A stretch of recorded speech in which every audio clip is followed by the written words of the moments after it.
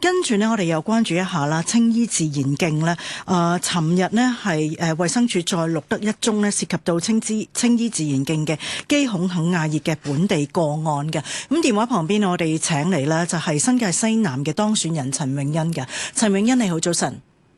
早晨你好，早晨。嗱，你睇翻啦，就係青衣自然徑啦。雖然政府呢已經係關閉咗啦，咁但係尋日都留意到啦，依然係有市民啦上到去青衣自然徑嗰度晨運嘅。你留意到嗰度嘅情況又係點樣啊？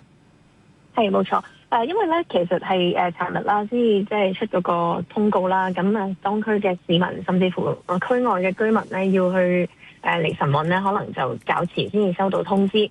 咁喺呢一方面咧，我哋都盡量善用我哋自己嘅平台啦，包括我哋同區內嘅居民嘅平台，甚或咧有啲網上嘅平台，希望咧都可以將信息咧係傳達俾居民，或者呢啲係特別跨區嚟晨運嘅一啲晨運客嘅。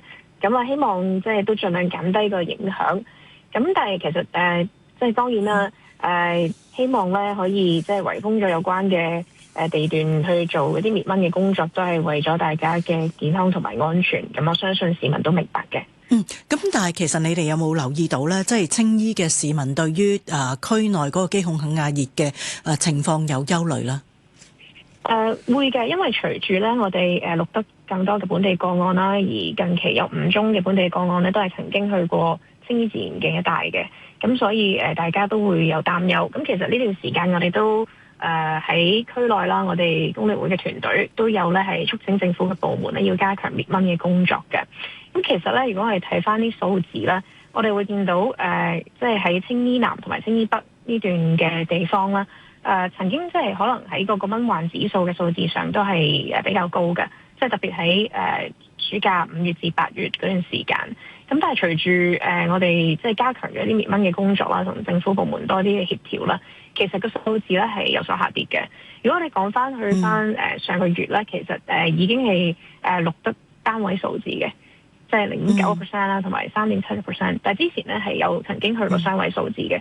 咁其實即係滅蚊嘅工作已經係加強咗噶啦。喺尤其是夏天、秋天嗰段時間係。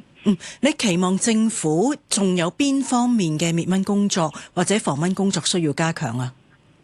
始終啦，我哋都聽到專家講啦，因為即係青衣自然徑一帶啦，嗰個面積都係相對大嘅。如果要真係好地氈式去做滅蚊咧，係會有個難度存在，呢個係技術性嘅難度。咁當然我知道政府都好努力啦。點解即係要圍封咗，都係希望可以清得幾多得幾多。咁但係喺即係宣傳教育嗰方面啦，可能都要提醒市民，即係呢段時間即係就盡量避免去附近一帶啦。咁但係即係始終滅蚊嘅工作咧，都要提醒市民做好嘅。即係呢啲我哋都會一齊努力。好多謝你陳詠欣。